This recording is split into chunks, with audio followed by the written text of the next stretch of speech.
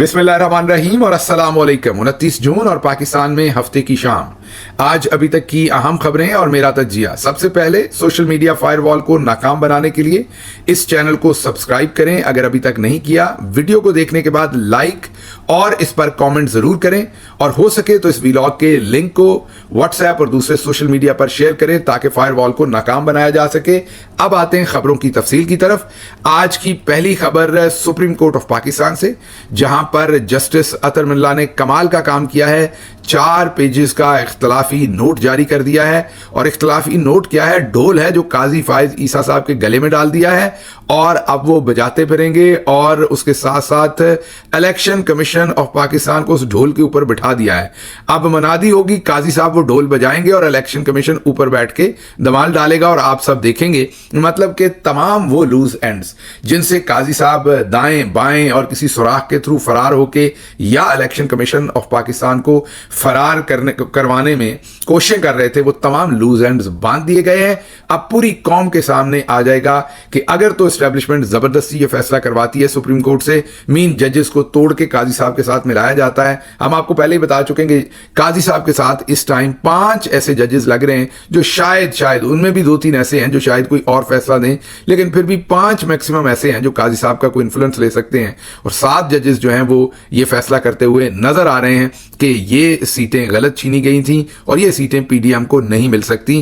पहले मरहले में justice Athar Minallah, justice Mansoor, justice Munib, justice Ayesha और दूसरे जजेस ने ये बात तो मनवा ली काजी साहब से, जस्टिस अतर भी जाहिर ये बात तो मनवा ली काजी साहब से उन्होंने कि जो बल्ले का निशान था उसकी इंटरप्रिटेशन इलेक्शन कमीशन ने गलत की।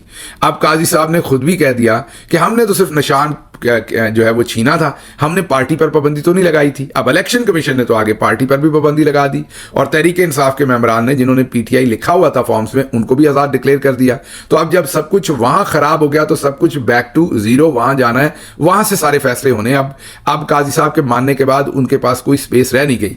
अब ये लूज एंड था क्योंकि कह तो दिया काजी साहब ने वर्बली, लेकिन इसको फैसले में काजी साहब ने इंक्लूड नहीं करना था, वहां पतली गली से निकलना था। इसलिए जस्टिस अतर मिल्ला साहब का जो इख्तलाफी नोट है वो बहुत ही अहमियत का हामिल है, क्योंकि उन्होंने पहली बात इलेक्शन कमीशन ऑफ पाकिस्तान से इन राइटिंग मांग ली है कि तहरीरी जवाब और रिकॉर्ड जमा करवाएं कि आप क्या समझते हैं कि जो आपने सुप्रीम कोर्ट ऑफ पाकिस्तान का फैसला था बल्ला छीनने का और आपने पार्टी को आजाद कर दिया, उसकी इंटरप्रिटेशन आपने गलत की। आप फंस गए। अब अगर इलेक्शन कमीशन ऑफ पाकिस्तान कहेगा कि नहीं, काजी साहब ने ही बल्ला छीनने के साथ साथ पाबंदी लगाने को भी कहा था, तो काजी साहब एक्सपोज हो गए, वो बेंच पर बैठे, उन्हें अब कहना पड़ना है कि नहीं, इलेक्शन कमीशन गलत है। तो इस सूरत में भी इलेक्शन कमीशन गलत हुआ। अगर इलेक्शन कमीशन ये मान लेता है कि हाँ जी हमसे गलती हुई, हमने फैसले को गलत इंटरप्रेट किया, तो केस ही खत्म हो गया सब, फिर तो सीटें पीटीआई को मिलेंगी। ये तमाम उम्मीदवार पीटीआई के पास चले जाएंगे वापस और सीटें मिल जाएंगी। तो एक तो इस जगह पर सारे एंड बांध के अब खड़ा कर दिया है जस्टिस अतर मिल्ला ने कानून के सामने इलेक्शन कमीशन को भी और काजी को भी, और इनकी जो एक मक्कार चाल थी उसमें से अब निकलने के लिए इनके पास ऑप्शन बहुत कम रह गया है। उसके साथ साथ जस्टिस अतर मिल्ला ने यह भी कह दिया कि जो 8 फरवरी के इलेक्शंस का डाका पड़ा, चोरी हुई, वो केस भी इसके साथ ही सुना जाए। अब अगर वो केस इसके साथ लग गया तो बात ही खत्म होगी। मखसूस सीटों से तो काम बहुत आगे जाएगा। फिर तो जो तहरीक इंसाफ की कोई 100 के करीब सीटें या कोई 90 या 100 के करीब जो सीटें लूटी गई हैं कौमी असम्बली में और इसी तरह प्रोविंशियल असम्बली में, तो उससे भी ज्यादा वो सब भी वापस मिलने का इम्कान होगा या कम अज कम री इलेक्शन या और कुछ उसके ऊपर होगा। तो इसलिए ये तो बहुत बड़ा ढोल इनके गले में जस्टिस अतर मिल्ला ने डाल दिया है। अब देखते हैं ये इसको बजाते कैसे हैं या ये इससे फरार कैसे होते हैं।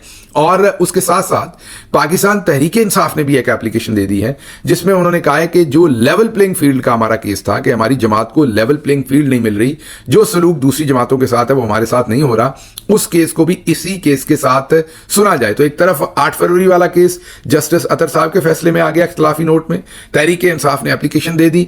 आज मैं कोर कमेटी में बात करूंगा और जरूर हम रिक्वेस्ट करेंगे कि मैं रिक्वेस्ट करूंगा कि हम एक और एप्लीकेशन भी दें कि इसी केस के अंदर बुलाया जाए, क्योंकि ये केस उसी सारे मामले के से रेलेवेंट है और काजी साहब पर तो डायरेक्ट धांधली के इल्जाम लगे और वो बैठे हुए हैं इस बेंच में।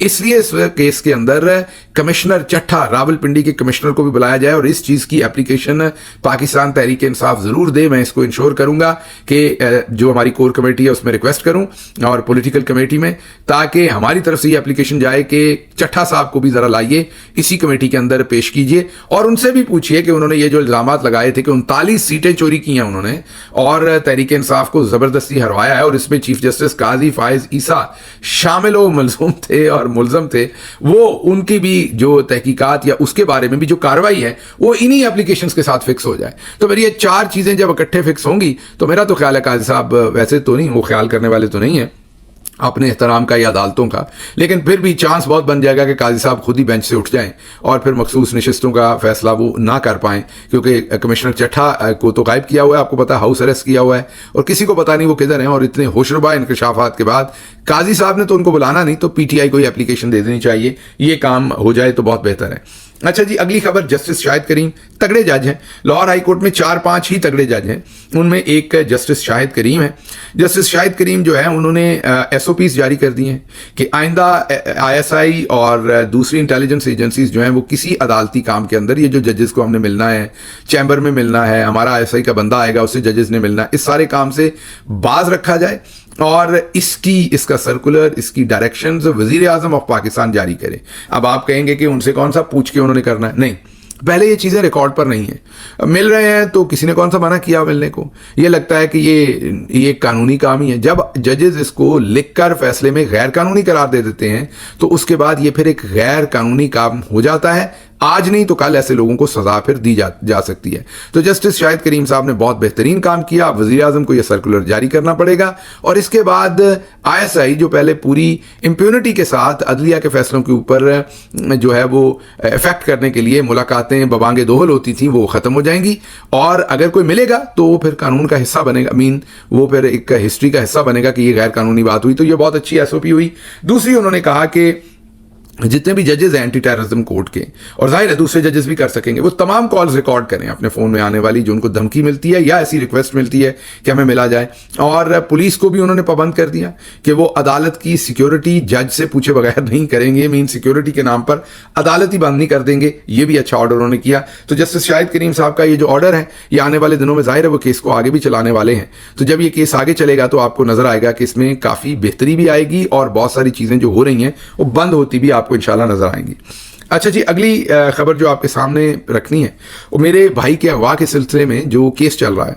अभी तक हमें, आपको पता है कि कोई तकरीबन 19-20 दिन हो गए हैं उनको अगवा हुए। हमें बिल्कुल उनके वेयर अबाउट्स, वो जिंदा सलामत हैं नहीं हैं, कहाँ हैं, किसके पास हैं, बिल्कुल नहीं बताए गए, बिल्कुल सीगा राज में रखा गया। हाँ, ये ज़रूर है, मुझे एक पैगाम दिए जा रहे हैं कि अगर आप, जो आपकी एफिलिएशन है पाकिस्तान तहरीक इंसाफ के साथ, इमरान खान के साथ, और जो मैं ये आवाज़ उठा रहा हूँ ये सब कुछ बंद कर दूँ तो फिर वो खैर खैरियत से घर आ जाएंगे। ये पैगाम पहुँचाए गए हैं जो मैंने अदालत को बता दिए हैं वकला के थ्रू।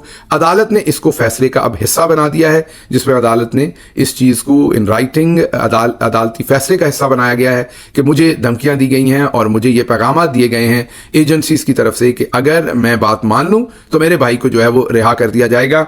अगले मरहले में जाहिर है मुझे फिर अमेरिका में ऐसे केसेस भी शुरू करने पड़ेंगे उन लोगों पर जिन्होंने ये सारा काम किया है। उनके बारे में मैं मालूमात ले रहा हूँ, जो मुझे पैगामात आए हैं उसके थ्रू भी और दूसरी चीज़ों के थ्रू भी अपने तरीके से यहाँ लॉ एनफोर्समेंट के साथ मिलके फिर ये मालूमात इकट्ठी करनी शुरू करूँगा और फिर उन लोगों के ऊपर ये सारा काम करने का फिर यहाँ पर मुकदमा शुरू किया जाएगा। बहरहाल अदालत ने आज इस चीज़ को इन राइटिंग कर दिया है और मेरे से मजीद तफसीलात मंगवाई हैं वकला के थ्रू, वो मैं अदालत को प्रोवाइड कर दूंगा और देखते हैं ये केस किस तरफ चलता है और क्या होता है। और हमें, क्योंकि हम लीडरशिप का दावा करते हैं कि हम पाकिस्तान तहरीक इंसाफ के लीडर हैं और हम लीडरशिप पोजीशंस पर हैं, तो फिर तकाजा करता है ये सब कुछ कि जब आम वर्कर कुर्बानी दे रहा है तो हम भी फिर पूरे कंपोजर के साथ, पूरी ईमानदारी के साथ वर्कर के शाना बशाना खड़े होकर कुर्बानी दें, क्योंकि आपको लीडर कहलाने का कोई हक नहीं है अगर आप कुर्बानी वर्कर के साथ नहीं दे सकते, या आप दो नंबरियां करें और सिर्फ ऊपर ऊपर से आप तगड़े बने, जब आपके ऊपर टेस्ट आए, जब आपके इम्तहान का वक्त आए तो उस टाइम आप वर्कर को अकेला छोड़ दें। ये नहीं होना चाहिए, मैं शुरू से समझता हूं, और इसलिए आपको फिर अपने कैरेक्टर से भी ये चीज़ साबित करनी चाहिए हर शख्स को, मुझे भी करनी चाहिए। आपने सिर्फ दुआ करनी है कि मुझे अल्लाह मियाँ इस चीज़ की हिम्मत दे, ताकत दे कि मैं दूसरी दफ़ा, मैं और मेरा ख़ानदान जिस चीज़ में से गुजर रहे हैं वो आपकी जो तवक्कुआत हैं या एक्सपेक्टेशंस हैं उनको मीट कर सकें। इसके लिए मुझे आपकी दुआओं की शदीद ज़रूरत है, और मैं आप सबसे रिक्वेस्ट करूंगा कि अपनी दुआओं में मुझे, मेरे भाई को और मेरे ख़ानदान को ज़रूर शामिल रखें।